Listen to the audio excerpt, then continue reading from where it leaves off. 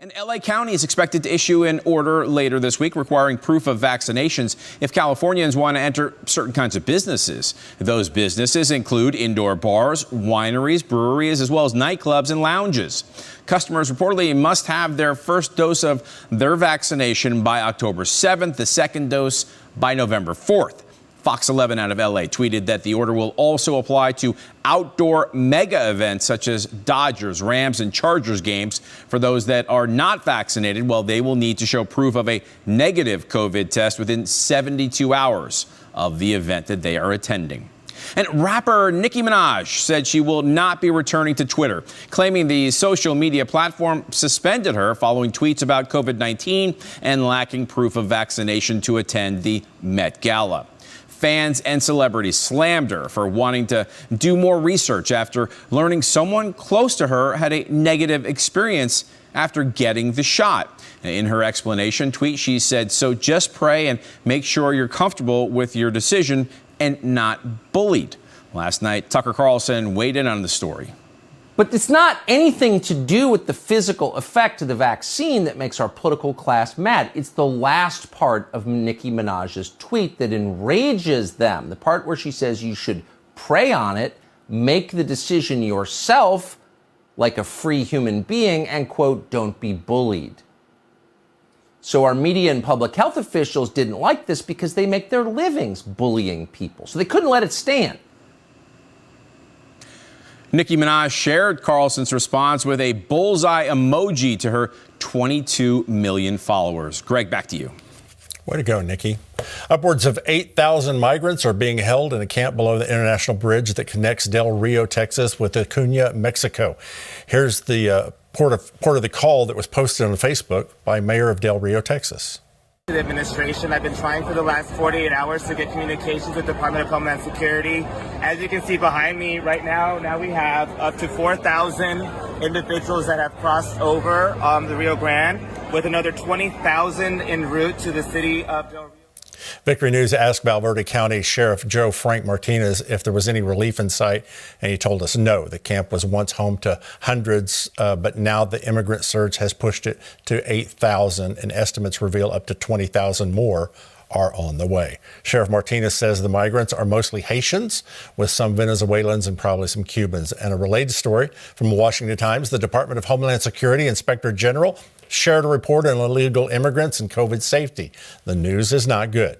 The audit showed that illegal immigrants refuse to social distance or wear a mask.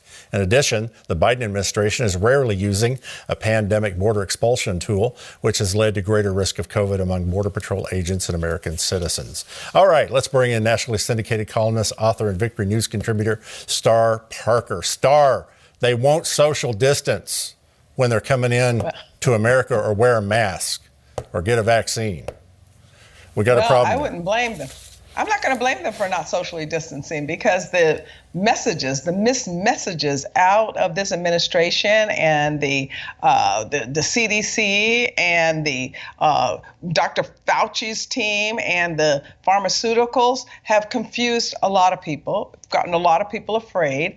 They don't know exactly what to do. So I'm not surprised that the immigrants in America, the new ones that are trying to get into our country, are not following the rules. I was just recently up in New York City, where they had passed the new rule that if you don't have a Vax card, you're not going to get into a public place, a restaurant. So it was visibly that you could see the blacks outside and the whites inside, because African Americans up in New York are hesitant, as all around the country, because they want more information. How is this going to impact other health concerns that we have? They want more information. So, yep, we're going to see it at the border, which is tragic, because we now have incidents of this Delta because of this new population coming into our country without screening. But we're also going to have more people banned from Twitter because they're asking deeper questions about this confusion from the Biden administration. And people of color have a right to believe that after what the CDC has done with the Tuskegee experiments and a whole lot of other things throughout history.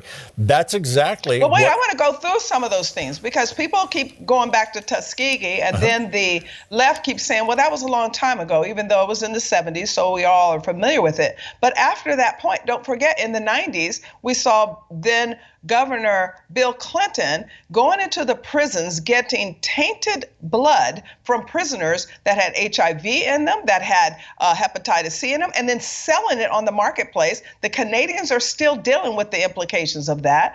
Fast forward then to early on when they found out that this virus, the HIV virus, was taking hold of different populations, mostly disproportionate African American. They blind tested the homeless. They blind tested pregnant women, but they didn't tell them the results, which then ended up in full-blown AIDS. So no, the CDC is not going to just say, well, that was so long ago under Tuskegee. No, they have a track record of being in bed with Big Pharma and testing their products on minorities and people that are more disadvantaged and don't have an advocacy that will be able to help them work through the details. And that, I think, is what Nicki Minaj was trying to say. Absolutely right. We don't have enough information yet. Because there's only one message: get the shot and put on the mask. Okay, real quick, we got a minute here.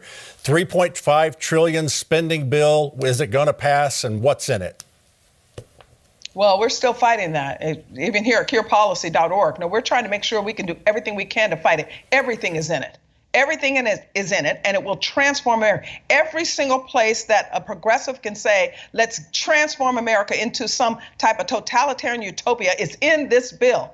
And I'm telling you, we can't trust not one part of it, and we need to stop it. Otherwise, everyone will live on Uncle Sam's plantation. Years ago, I wrote that book, and I was hoping to move poor America into a rich America, and now it's going the opposite way. We have the middle class under attack. And this bill will take them all the way into government control. It's got to be stopped. Star will bring you back here in a moment. Her website is curepolicy.org. Mike, back to you. And Greg, Americans are not happy with Joe Biden's job performance. A new Quinnipiac poll found that 50% of those surveyed disapprove of Joe Biden's job performance, compared to with just 42% who approve. Underwater numbers show a big decline in support for how the president is running the country. Now, when the most recent poll singled out foreign policy, Joe Biden's disapproval numbers shot up to 59%, with just 34% who approve. Quinnipiac University polling analyst Tim Malloy said if there ever was a honeymoon for Joe Biden, well, it's clearly over. This is, with few exceptions, a poll full of troubling negatives, from overall job approval to foreign policy to the economy. The survey was conducted from September 10th through the 13th among 1,210 U.S. adults nationwide. The lives of Christians living in Afghanistan have changed dramatically since the Taliban takeover. Persecution is increasing on an already underground network of churches. In some cases, groups gone off the grid or they've gone dark. And the lack of contact from these underground ministries has many worried that they could be discovered by the Taliban. And these are the words of one believer from a few weeks ago when the nation first fell into the Taliban hands.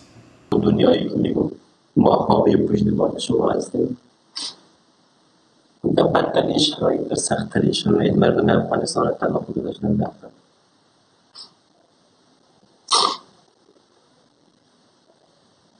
من نمی‌فهمم که وضعیت چی میشه. Christians who went from Pakistan into Afghanistan recently for evangelistic purposes have not been heard from in over a week. Some ministries are trying to get at-risk Christians out of the country, as you can imagine. One Christian man even received a letter from the Taliban saying his home, well, it's now their property.